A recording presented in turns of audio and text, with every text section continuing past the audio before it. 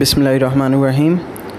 Lecture number 35 start करता हूँ ECO 401 का, जो कि है the 4 big macro economic issue.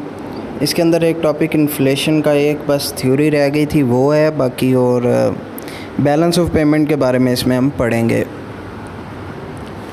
The monetarist view.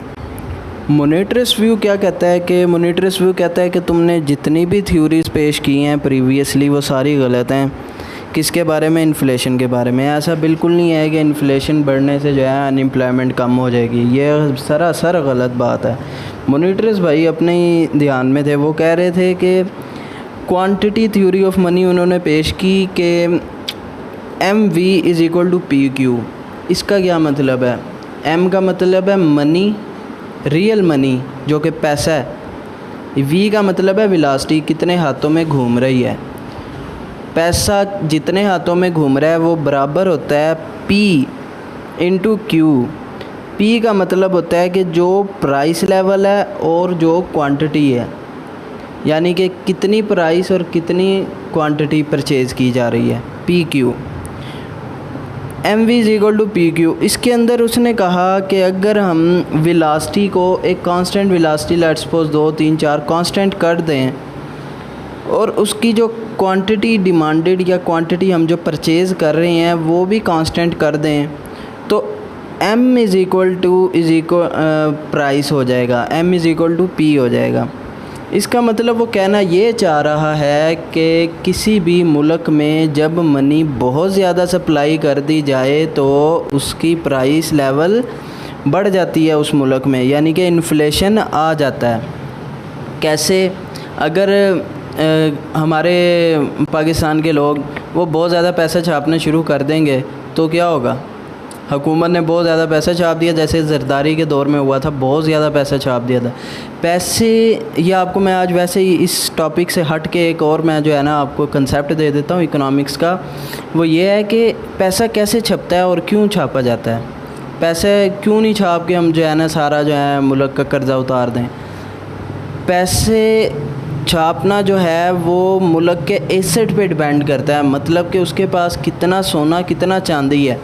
अगर हमने लेट्स सपोज 1 लाख रुपया छपवाना है स्टेट बैंक से, तो हमें 1 लाख, हुकूमत 1 लाख की वर्थ का सोना गिरवी रखवाएगी स्टेट बैंक को और फिर पैसा छपेगा। अगर ऐसे ही पैसा छाप दिया जाए तो वैल्यू कम हो जाती है पैसे की। तो जितना भी पैसा छपता है वो उसकी मालियत का सोना, चांदी या कोई ऐसी चीज़ें, सॉलिड चीज़ें वो गिरवी रखवानी पड़ती हैं, ठीक है। तो इस तरह पैसा छपता है। तो अगर पैसे बहुत ज़्यादा हो जाएंगे, सप्लाई बहुत ज़्यादा हो जाएगी पैसों की, यानी कि सोना नहीं रखा गया और पैसे छाप दिए, जैसे जर्मनी में 1920 में हुआ था कि पैसे बहुत ज़्यादा छाप दिए थे। लोग जो है वो बोरियां भर के लेकर जाते थे एक ब्रेड को ख़रीदने के लिए, यानी कि वैल्यू बहुत कम होगी पैसे की और हर बंदे के हाथ में जो आ जाएगा पैसा। तो ये था मोनेटरिस्ट व्यू का इन्फ्लेशन के बारे में। इसके अंदर 2 चीज़ें हैं मोर टॉपिक्स, वो है मनी इल्यूजन जो कि पेपर में आता है।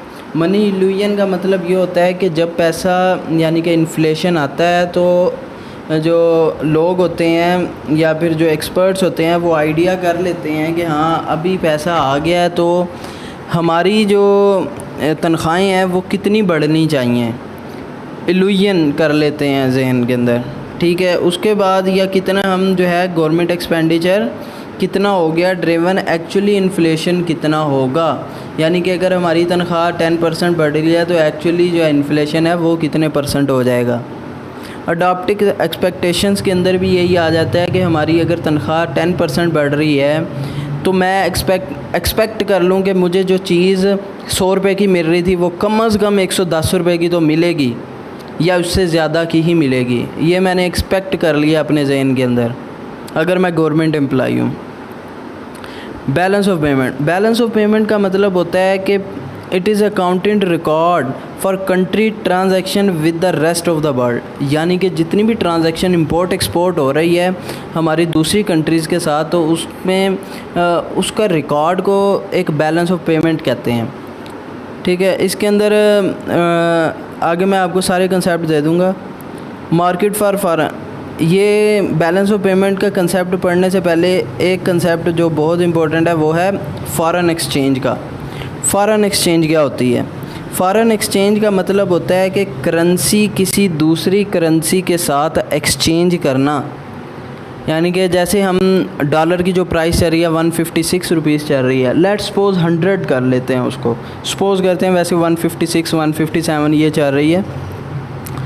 तो अगर हम 100 रुपया देते हैं तो हमें $1 मिलता है। इसका मतलब क्या हुआ है? इसका मतलब हुआ है एक्सचेंज किया फ़ॉरेन के साथ। फ़ॉरेन का मतलब बाहर वाले, दूसरे ममालिक की करेंसी के साथ हमने तब्दील किया अपने पैसे को, तो ये कहते हैं फ़ॉरेन एक्सचेंज। इसके अंदर आ जाती है एक्सचेंज रेट। अब मैंने कितने पैसे दिए कि मुझे उनका ₹1 मिल जाए, उनके वर्थ का ₹1 मिल जाए, तो उसको कहते हैं एक्सचेंज रेट। जैसे कि हमने 100 रुपये दिए हैं तो हमें $1 मिला है, तो exchange rate for dollar is 100। ठीक है, तो इसको कहते हैं exchange rate. History of exchange rate कि 1970 में पाकिस्तान लिंक्ड हुआ था रुपये के साथ, 1971 में US डॉलर के साथ लिंक हो गया था, 82 में बजट डेफिशिएट हुआ था पहली बार। बजट डेफिशिएट का मतलब कि उनकी जो गवर्नमेंट की जो नेशनल इनकम है वो कम हो गई थी और एक्सपेंडिचर जो है वो ज़्यादा हो गए थे, इसका मतलब बजट डेफिशिएंट। 1998 में जो है वो करेंसी जो है वो कुछ स्टेबल हुई थी, उसके बाद 1999 के अंदर वो जो है रिकवर कर गई थी करेंसी, और 2000 के अंदर बैंड रिमूव हुआ था। ये डेट्स हैं, आप जो है ना इसको देख लीजिएगा एक बार। Now Pakistan is maintaining a floating rate. Floating rate अब मेंटेन कर रहा है। फ्लोटिंग रेट का मतलब क्या होता है? इसका मतलब होता है कि वो फ़िक्स रेट और एक होता है फ़्लोटिंग रेट। फ़िक्स रेट का मतलब ये होता है कि हमने 100 रुपया ही रखा है, दूसरे ममालिक की करेंसी आप होती रही हैं, हमने 100 रुपया ही रखा है अपना, हमने जो है ना अपनी करेंसी की वैल्यू बढ़ाई नहीं। फ़्लोटिंग रेट हमने फ़िक्स रखा हुआ था एक्सचेंज रेट। हमने 100 रुपये का लेना है, अगर लेट सपोज एक कोई चीज़ ले रहे हैं, हम 100 रुपये के ले रहे हैं और 100 रुपये की दे रहे हैं, तो इससे जो है हमारी करेंसी की वैल्यू डाउन होती रहेगी। अगर हम 100 रुपये की लेके 102 रुपये की बेचें, फ़्लोटिंग रेट रखें, थोड़ा सा मूव करें या फिर अपनी तब्दीली लाते रहें उसके अंदर, तो फिर हम जो है वो अच्छी सूरत हाल के अंदर रहेंगे। तो फ़्लोटिंग रेट पाकिस्तान ने मेंटेन किया 2000 के बाद। और फिर SBC स्टैंडर्ड बैंक, ये हमारे जो है स्टेट बैंक ऑफ पाकिस्तान जो है वो डिटरमिन करता है कि कौन सा बैंक जो है वो ऑथराइज़ है किस करेंसी के लिए। तो ये था मेरा आज का लेक्चर, होप सो आपको अच्छा लगा होगा। इंशाल्लाह नेक्स्ट लेक्चर के साथ हाज़िर होता हूँ। अल्लाह हाफ़िज़।